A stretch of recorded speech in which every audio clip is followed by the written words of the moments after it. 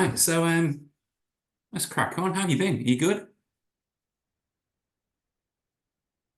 Yeah, doing well. Just slowly but surely preparing myself to go down to Australia here in a few weeks, which you know, definitely looking forward to. It's been a while since we've been down there. I believe the last time over there was 4 years ago. March. Yeah, March of 2020, right before the whole world shut down. Yeah. Yeah, you guys were one of the last shows I went to before, yeah, the world shut down. Yeah, and it was like, wow, okay.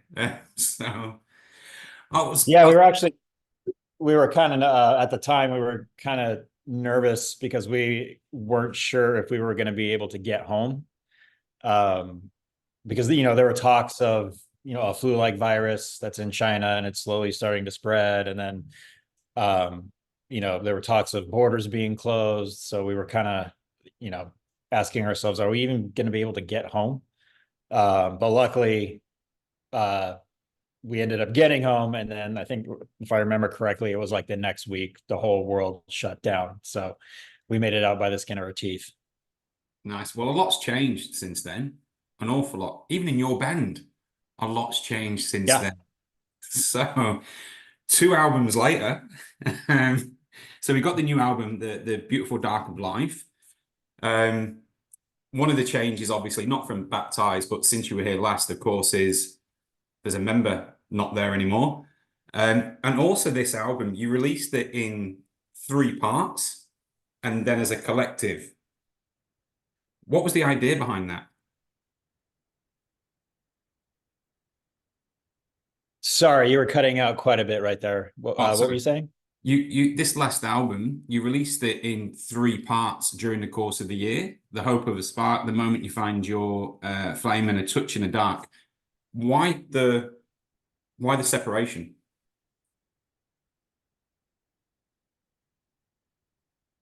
um we just wanted to try something different than your traditional album rollout.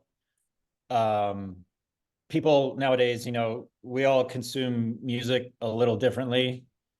um you know, not not to date myself, but back in my day, uh, you know, we had to wait for an album to be released, actually go to a store and buy a physical copy of it. Um, and I mean, those days, that ship has sailed a long time ago, actually. So we figured, let's just kind of give it in bite-sized pieces and let people live with it, and let each track get its time in the sun, so to speak. Um, and yeah, I mean, but yeah, for the most part, we just wanted to try something different just to see how it would work for us. The industry itself is kind of seems to be going down that road anyway. Um, and it also kind of it lengthens like your overall like touring cycle of the record. If you release an EP of 4 or 5 songs, you can tour off that for a little bit, release another 4 or 5 songs, and then tour off of that. And then, you can just kind of stretch out the lifespan of the touring cycle as well. Um, so yeah, it's kind of, it's where it's working smarter, not harder. Nice, nice, nice thoughts. So then, considering this is a new way for you to do it, and you've been doing this now for, like, I think the first one came out nearly a year ago. How have you found the reaction to that? Has it worked?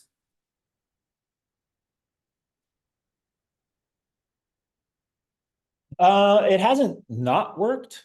We were just in Europe right before the new year, and we were playing a lot of the newer songs. Some of them, I guess, you'd consider more deep cuts, and a lot of people were singing along to these newer songs. And English is not their first language, so I think that's kind of a sign that it might be working.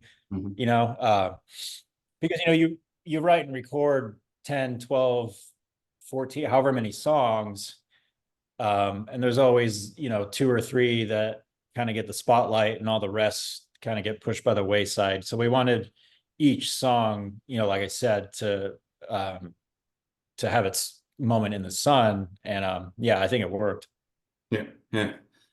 Yeah, I mean the listening to the album, there was because I'm going to talk about your component in this because for me there was a lot of songs that had um real riffs in them. Like, and with you being a guitarist, that's your department. So things like Insomnia, Capital F, God Devil, Dancing with the Demons, like they were all like real crunchy stuff, and it almost felt like the you guys had gone off into a new direction to.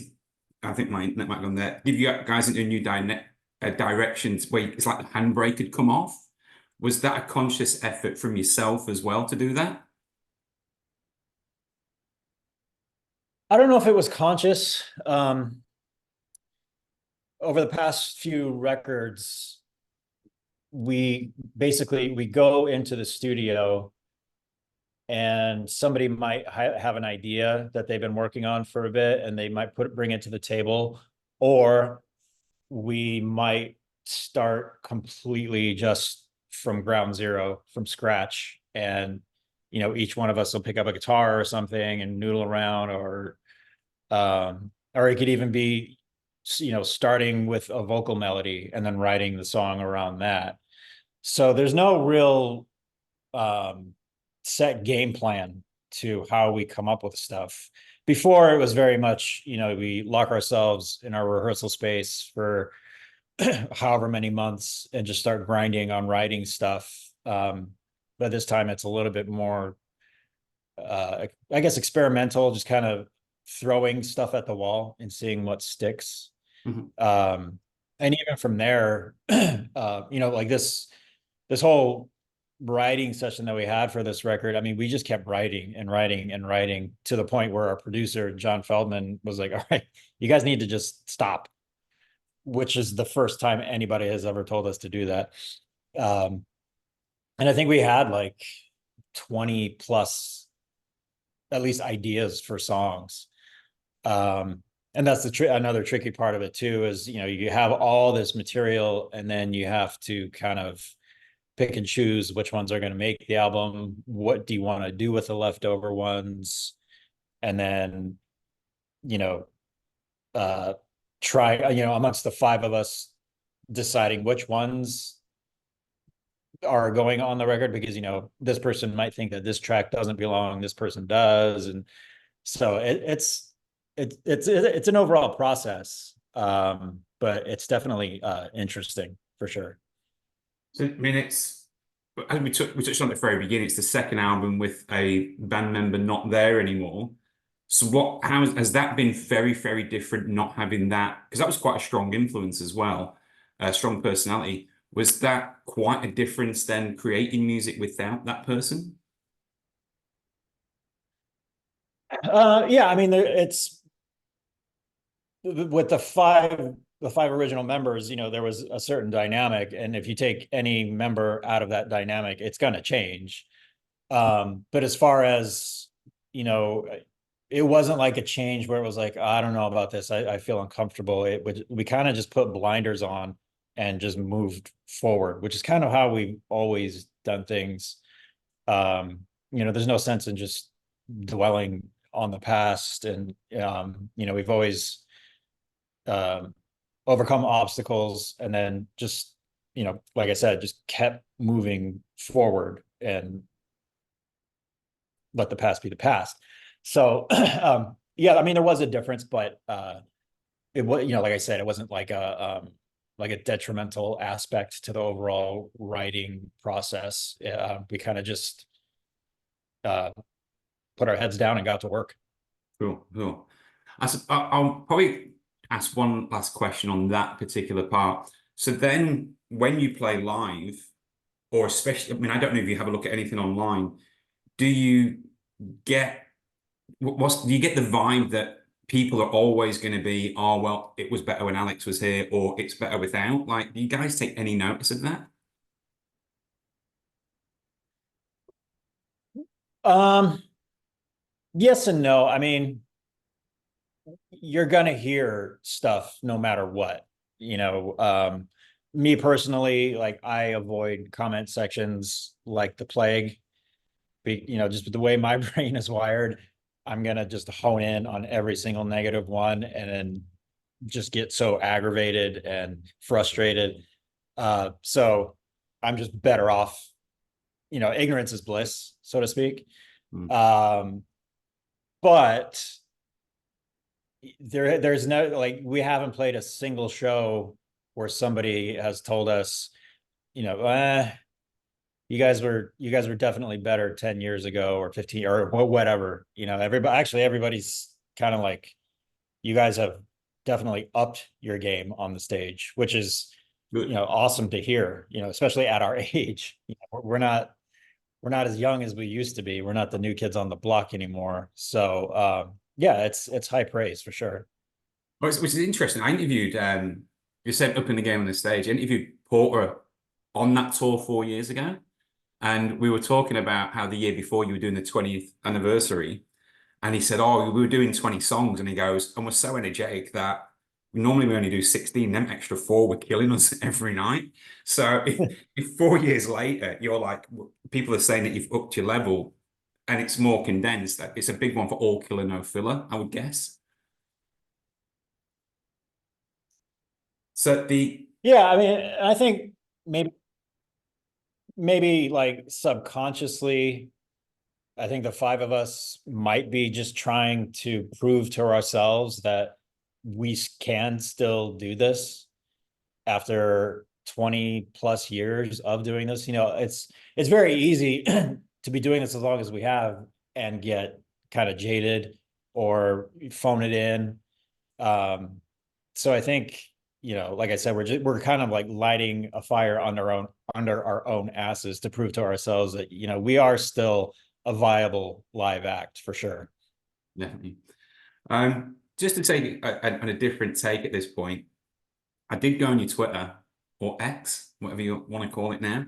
Um, Yeah. and you went to, I'm going to ask about this, it's completely not band related.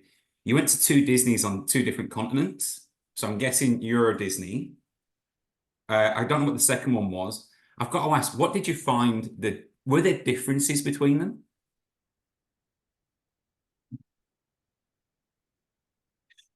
There are differences for sure.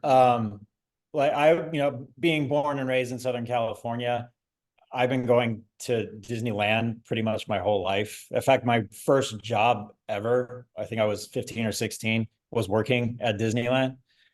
Um, and then when you go to another park on another side of the world, I mean, overall, it's kind of laid out the same, but there's also these little differences that you notice if you're familiar with the parks. So, yeah, like me being a Californian going to the Disney park in Paris, it's almost like being in an alternate universe Disneyland. So I don't know, it was kind of cool. Like we had the day off and we had nothing better to do, and we were only about a half hour away from the park. So a few of us and a few of the members of the band Creeper, we were sharing a bus at the time. We all just decided, let's just do the most tourist thing we could possibly do and go to Euro Disney. And it was a lot of fun. It was really cool. It was a nice day off. Yeah.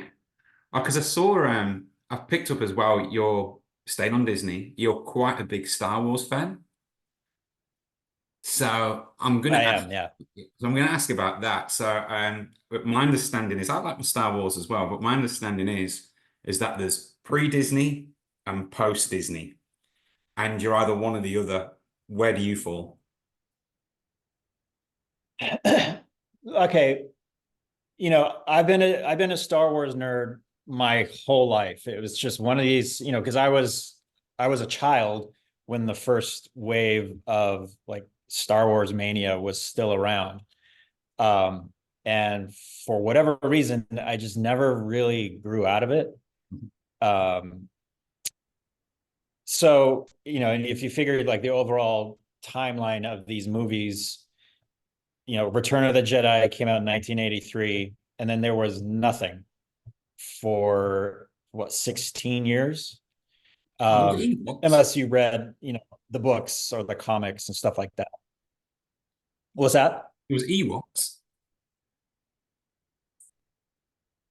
Yeah, I mean, everybody hated the Ewoks, but I was a kid when I saw it. I loved it. Um, so yeah, between Return of the Jedi and the Phantom Menace, there was 16 years of essentially nothing. So prequels came out, everybody, it was like the biggest movie of that year by far. It was a huge phenomenon. I obviously went and saw them all. Everybody hated them. Um, I understand why, but on the flip side of that, I just felt thankful to have more Star Wars stuff. And then, okay, so that runs its course. Revenge of the Sith comes out, all is said and done. And then we had another, 10 years of nothing. So Disney buys Lucasfilm. Now Star Wars is under the Disney umbrella. There's a new trilogy. People see them, people hate them. And I'm still kind of in the same boat. Like, yeah, they're not perfect movies, but I'm just thankful to have all this Star Wars stuff to sink my teeth into. Um, and at the end of the day, they're just fucking movies. Like, I mean, granted, we all hold it very close to our hearts, and it's, a big part of our lives for better or for worse. But, it's just a movie. Like, calm the fuck down. I've got to admit, the third prequel one, obviously you got to go through all them three films, but the moment the mask goes on Anakin Skywalker and you hear the breathing, I was in the cinema watching that, and I was like, just that moment was worth it all because you knew that that was such a central, Yeah. and not just movie character, but culturally iconic character. I always thought that was great. And I've got to admit, I've gone and done I've done it all. I've done all the TV shows. And the character that I like the most is one of the Disney ones, which is Ahsoka. But I was kind of the TV series I was so about, but certainly the cartoon stuff, great character and a great character arc that she goes on. That's just my opinion. I mean, do you have a favorite character? Oh man. I've been asked this before, and it always kind of just depends on the time of the day that I get asked the question. But I've always, if you have a Wookiee by your side, nobody's fucking with you. So I've always had a soft spot in my heart for Chewbacca because, he's loyal. Uh, he's great with machinery. He's obviously great in a fight. So, um, yeah, I wouldn't mind having Chewbacca hang out with me. Fair enough. Fair enough.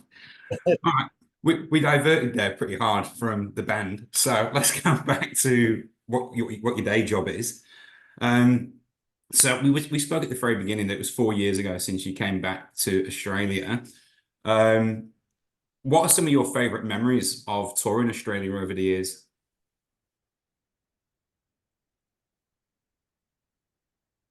Um, it's just always a good time. And I know that's a very, very vague answer, but it's one of those places where if we ever get asked to go, the only question we have is when does our flight leave?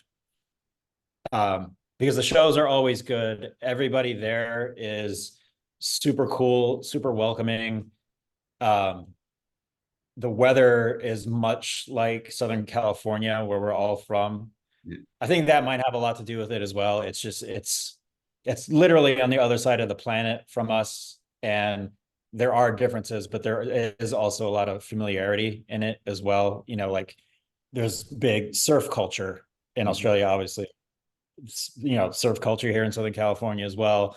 The beaches are beautiful. Um, the uh, the weather is great most of the time.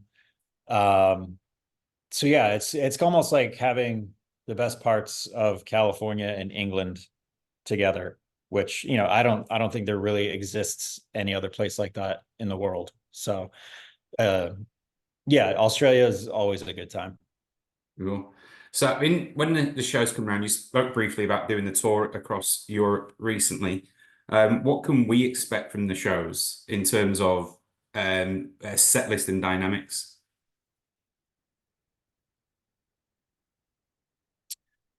So the set list is it pretty much covers our whole catalog for the most part.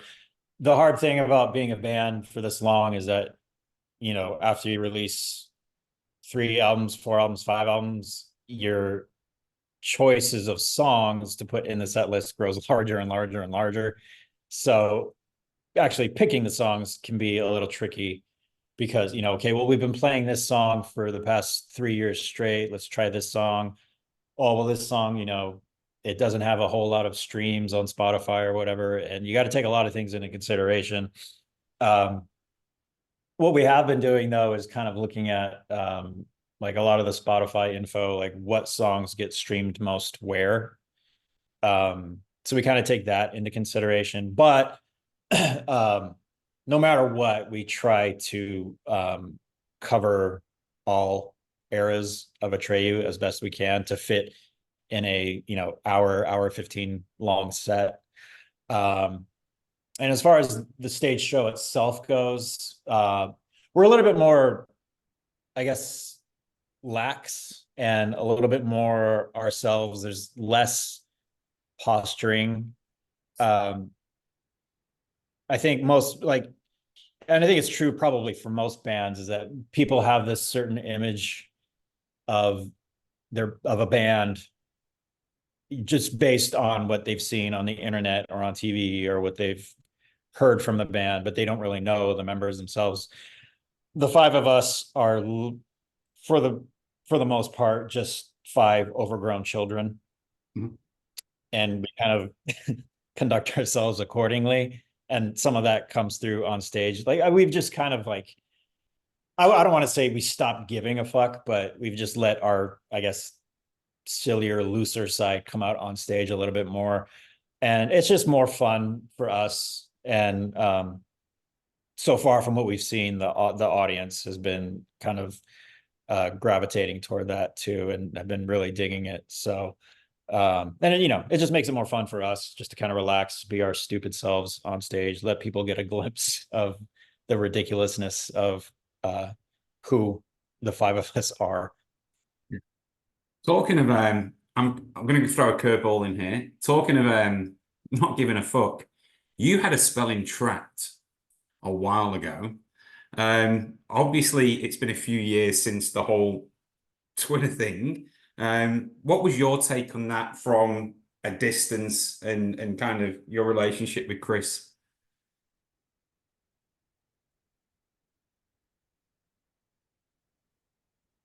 I mean, all of that stuff happened like probably a good 2 or 3 years after I uh, left that camp. So I think I dodged a pretty big bullet. Um, so yeah, I mean, I don't regret serving time in Trapt. It was, I got paid to play guitar. Like that's all I ever wanted, really. So yeah, but I mean, and at the end of the day, like I was just a hired gun for the most part too. So it wasn't really a lot of skin off my back. I'm just kind of glad that I was out of the equation when all that stuff went down. Uh, Also, staying a little bit off topic from Atreyu, Fake Figures, which is your other band. Where are they at Mhm. the moment? What's the future with them? Well, we just released an EP a few months ago in October. Um, and it's Fake Figures for the most part is a passion project for myself and the other guys in the band. Um, and we kind of just do it when we can. The other guys, they've all got lives and jobs and life basically. So yeah, whenever I'm not touring and all the planets are aligned, we try to get together as much as we can and be active, whether it's writing new stuff or playing shows. We actually just played last weekend here in LA, and it was a lot of fun. And we'll probably be we released an EP in October, and then I think hopefully sooner than later, we started on a well, long story short, we wrote 10 songs, recorded 5 of them, put them out as the first EP. Hopefully we'll finish off those other 5 songs and put that out. Hopefully like sometime within the next few months or so. Oh, nice. Um, so what's that? Very good. Nice. Yeah. Yeah. So yeah, it's just kind of for us, it's just being able to strike while the iron's hot whenever we can. So, um, I mean, world like world domination would be awesome, but being the circumstances of things, touring and stuff like that are, if something awesome were to come our way, some cool opportunity, we would definitely try to make it work. But as of right now, we're just kind of just having fun with it. And so I'm conscious of time. So one last question in a similar vein. You were mentioning earlier about when you were doing the recent album with the Atreyu, that you wrote 20 songs. There's 14 on the album. I failed maths at school, but that still means there's 6 ideas floating around. What's the next step for Atreyu after Australia's been completed?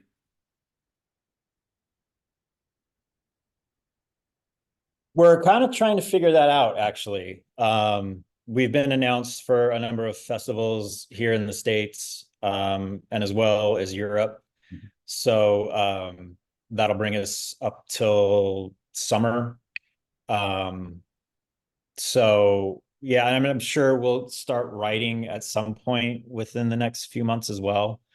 Um, before for us, it was basically write a record, record the record, go out on tour, and then wash, rinse, repeat. Yeah. But now it's kind of like, it's all a little scrambled. It's, okay, well, we'll write a little bit during these few weeks, and then we got some shows over here, and then, maybe, I don't know, film a video for something. I don't know, whatever, it's all kind of just, you know, a little bit more sporadic, which in a weird way, it kind of breaks up the monotony of that cycle that I was talking about, write, record, tour. So yeah, it kind of it's it's less taxing, if when you're, like I said, like when you're writing a record, that's all you're hearing. When you're recording a record, that's all the music you're hearing. And then playing those songs night after night after night, it can get a little, monotonous, if you will. So this way of doing things kind of breaks up the monotony, which is really good for us. Excellent.